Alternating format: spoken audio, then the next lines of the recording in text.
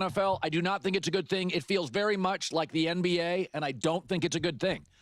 Is that because the league is so quarterback reliant, the rules are now all to protect the quarterback, that if you don't have a great one, you're not viable. Like by mid-October, you're unwatchable. Last year, we had 10 teams. That's a third of the league. This is very NBA. 10 teams with 5 or fewer wins last year. That's tied for the most since they expanded to 16-plus games. So, and we talked about this last year, is I found myself by mid to late October last year, there were 7 or 8 teams. I would have rather, called a friend than have watched them. You gave me Tennessee and Carolina last year, not interested. So in that, I don't remember ever being a year like that. So we are a month away from the draft. I could tell you right now who's going to be at the top of the following draft. It's going to be the Giants and the Jets. It's going to be New Orleans. It's going to be Cleveland. Keep your eye on Jacksonville. So I don't think it's a great thing. That's why I say I root for Shedeur Sanders and Cam Ward and Jalen Milroe. And I root for all these kids to hit. It's you don't want to root against people in life. I want all these young quarterbacks to hit because the quality of the game is better. It's more fun to watch great teams. Cubs are a good team. Dodgers are a great team. That's why I set my alarm for 3:45 in the morning. And with that, A.J. Pierzynski, 19 years. All right. Well, he didn't really answer the question because it says who will bounce back this season, and he didn't really say. So I don't know why it even has that question there. But I did want to discuss this a little bit because I think it's a combination of quarterback and coach. It really does feel like you either have a great coach / great quarterback, either together or separate, or you're just really kind of struggling. But I think it's actually kind of like a dirty little secret within the NFL and the media that you need some of these teams to just be bad. You need them because it's essentially impossible. If you had 32 great teams, if you're someone in the media and you're talking about these games, which let's face it, like talking about these games and having these shows is a massive part of the NFL experience. When you're watching these games, like you end up spending more time watching these shows and having conversations about it and stuff like that, more than the game itself. And if you had 32 great teams, it would be essentially impossible to accurately assess all 32. You need to be able to say, you know what, I'm going to skip some of these Carolina Panthers games. I don't know what, Tennessee Titans, I'm skipping that.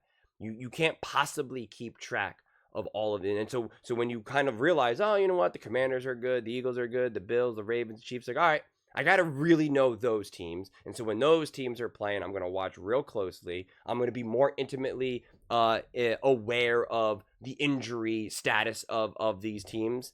Because again, it's hard. Like if you think that you can remember who, when you're reflecting on the Lions playing in week 3 and it's already week 7 and you're talking about all these teams, like you can't always remember, oh, right, they were missing, this guy. And, oh, that was the game when Amon-Ra St. Brown wasn't. Like, it's hard to keep track if you're looking at 32 teams. You can't possibly know every single coach, every single player, every single, practice squad member. You would have to be a super genius. You would literally need to be able to recall hundreds of people's names and know how they're all fitting into. Like, you would have to be a legitimate super genius. I got news for you. The people in the media and just even the people in the league, they're not super geniuses. I'm not a super genius, which is why I always laugh when a lot of these shows, they always act like they know all these things. And this definitely happened when you saw them suddenly start talking about the WNBA and women's college basketball. Suddenly everyone pretended like, oh, I've been watching, women's college basketball all season long. And it's like, really? I don't think so. And they start saying people's names and coaches' names. And I'm like, you don't know this. You're being fed this stuff. You were in a meeting an hour before the show. There, you have some of this information. You actually have preparation, and that's why at least like I'm calm enough to be like, I don't know, I'm not going to be able to tell you every single person's name, or nor will I be able to recall them in the immediate of the moment. Chris Collinsworth, I made a video literally earlier today, and I could not think for the life of me of Chris Collinsworth name. But I have the confidence now, at least that I've been doing this long enough, where when I first started making videos, I'm going to be like, oh my God, I can't think of Chris Collinsworth's name. Like, they're going to think that I have no idea what I'm talking about. But no, I have the confidence. I'm like, yeah, I can't remember his name in this moment. I'm making videos. We go fast. We go quick. This is not this like perfectly prepared thing. I'm going to mess up the name of the defensive coordinator of insert random team here because I forgot. Oh yeah, right. They just got a new coordinator. Or they, promoted another guy. You got to have the confidence in that. To just know that you're not going to know everything. And that's already now where with 10 teams that you can just kind of throw to the side and be like, yeah, those 10 teams we're just not going to talk a lot about.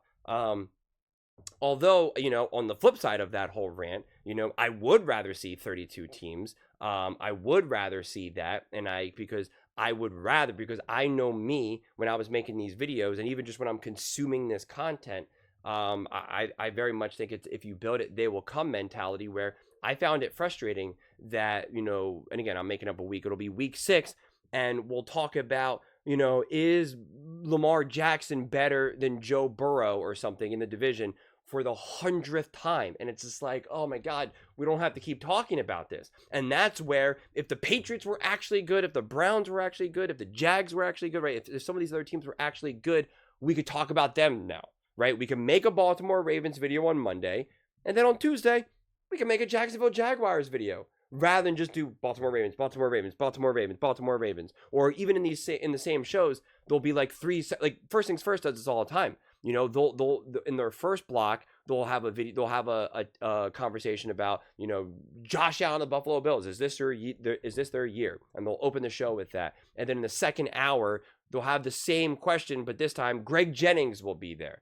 And it's kind of like a repeat and a rehash. And I get why they do it. Like, that's not me calling them out. I get why they do it because that is the content. That is the stuff that people want to talk about, because at the end of the day, it's going to matter more than making a video about the Patriots. But also, I try to fight through that and still make videos, but at the same time, I still want to make videos that people want to watch. And I used to, I remember when the Trevor Lawrence deal went down, when he first signed his contract, I made a video and like 5 people watched it. And I was just like, well, I don't want to make videos that people aren't going to want to watch, but at the same time, you can't just go by that because there's no one ever really talks about the Raiders. I make Raiders videos and they're like, dude, thank you so much, man. No one's talking about us. And it's like, oh yeah, like I'd love to talk about you more. Like I'm trying to find clips that I can kind of work off of and make stuff, but it's, easier said than done.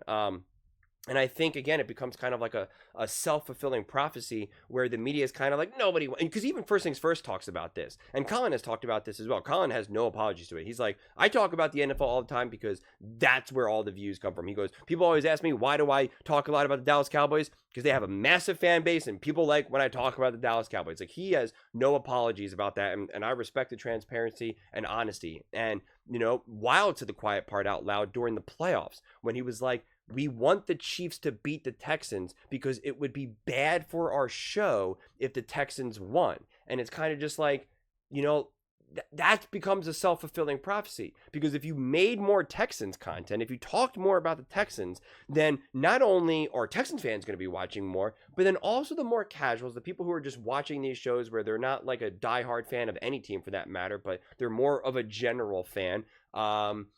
If you keep talking about the Texans, then they're going to listen, they're going to absorb, they're going to learn more about the Texans. They're going to find more reasons why they like these certain teams. I know me, when I was a much more passive watcher than I am right now, obviously because of this channel, I'm obviously a lot more dialed in, but I relied on these shows to kind of just tell me, who should I care about right now? What's interesting? Why should I care about this team, this new coach? Is this new coach on the hot seat? Like, I don't know. I haven't been watching the insert random team here. I'm not watching as much. And so you rely on the media to kind of construct these narratives. So if you're talking about a team like even the Jacksonville Jaguars and you create the narrative, what is going on with Trevor Lawrence? Like, this is a big deal.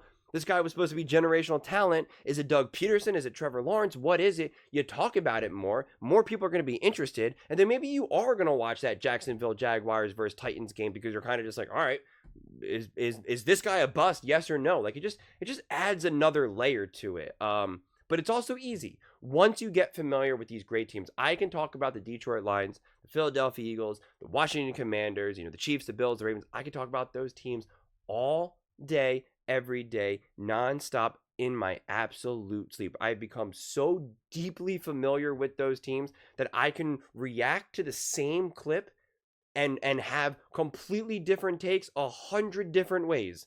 I could just go on and on and on and on and on because I know those teams so much more deeply, especially during the season. And I do more vividly remember, right, that was when Eckler got a concussion and he went down in the third quarter. And then after that, the run game really came to a halt and then they needed to throw. Like, I can remember that so much more deeply than when the Patriots played even a team like the Buffalo Bills. Because even a game like that, you're kind of like, yeah, it's a divisional game. The Patriots really aren't that good. Like, what are my big takeaways from this game? If the Buffalo Bills dominate and put up 45 points, like, great, you did it against the Patriots. Congratulations. And if they play poorly, the takeaway is like, what the heck were you just doing? How did you just play that badly? Like, there's not even a big point to even zoom in on that because you're like, what the heck even was this? So it's just different. But I don't know. Like, it's tricky. It's a balance. And on one side, you kind of need it. On the other side, it would be nice to be able to evolve beyond this, and I would love to see how the media would handle it. If the media had 10 of those teams have more wins, and also if teams were more competitive and you didn't have all of these, 10 teams with 5 or few wins, like, you would really need to kind of do the math and be like, okay, then, like, if every team was actually pretty darn good, what would then be considered a great record? 10 wins, 11 wins, 12 wins, right? Because things would have to change. You're playing better teams now. You're more likely to go 1-1 against a team in the division rather than 2-0. So everything, like, it has massive implications all around. So the actual outlook of the NFL would fundamentally change, and how many wins you're expecting and how many losses is acceptable and the way you lose, like, it would change analysis. It really would. And the fact that you also have some of these bad teams, and always every season always always enters kind of the interesting philosophical question of, like, okay, you beat up a terrible team, right? You beat them 35-7. What does that tell you about your team? And everyone always kind of debates, oh, we beat them by this and this. And then you have another good team, but they beat the same bad team, but only by 7. Does that mean that you're not as good? And it's like everyone kind of gets in that debate of there's no style points, or, oh my God, you should be able to beat a bad team, and you snuck on by a bad team. Like, it kind of adds another layer to it. So I don't know. I don't mind getting kind of philosophical and getting lost in the weeds and this type of stuff because it's the off season. And like I've said in a lot of my recent off season clips, like, I can only predict where Shedeur Sanders is going to be drafted so many times, or I can only talk about, was it smart for the Cincinnati Bengals to pay T. Higgins and Jamar Chase all that money? It's like, yes, no, I don't know. We've already talked about it. We don't got to talk about it again. Like, for instance, again, I'm recording this on, oh God, I don't even know what day it is, Wednesday, and this is going to post Thursday, and again, the first things first, had another clip about Jamar Chase, T. Higgins, and Joe Burrow and the Cincinnati Bengals about that contract. And it's like, we've already talked about it, we've already discussed it, we've already hashed it out. But you're not going to see a 10-minute segment on what are the Jacksonville Jaguars doing, right? What are the Carolina Panthers doing? You just don't see it. And then you get more and more distant from those teams. And like I said, then it becomes a self-fulfilling prophecy where you're not talking about those teams, so other people aren't talking about those teams. You're not watching those games because the media is not telling you why you should watch those games. And then, there you are. So, but I don't know. I do think one day we're going to reach this crazy moment in the NFL. I don't know how long it will last, but I think we will kind of reach this golden era where it's just like, whoa, we are stacked with a lot of great coaches and a lot of great quarterbacks. And a part of me kind of has angst about that. Well, on one side, I'm kind of like, I'm excited for that. On the other side, I'm kind of just like, I don't know how you analyze those games because everything will just kind of feel like it will come down to the wire, and everything will feel kind of like extra generic, and you just can't be, you'll just be able to say every game, oh, you got to pick up that, you're down by 3. It's the fourth quarter and there's a minute and 30 to go. You got to pick up that third down. Like, it just feels like you'll be saying a lot of this. Oh, you got to be able to run the ball in that moment. You can't abandon the run. Like, it just feels like we'll say so many of the same things. I mean, football analysis, any type of sports analysis is so repetitive because, games can only be played in so many different ways. And a part of me has a fear that if you have good enough coaching and good enough quarterbacks, there's only going to be so much to kind of criticize and break down. And you're just like, yeah, this team won and this team lost just because, like, they were just better. It wasn't a coaching mistake. It wasn't a quarterbacking mistake. It was just this team was just better.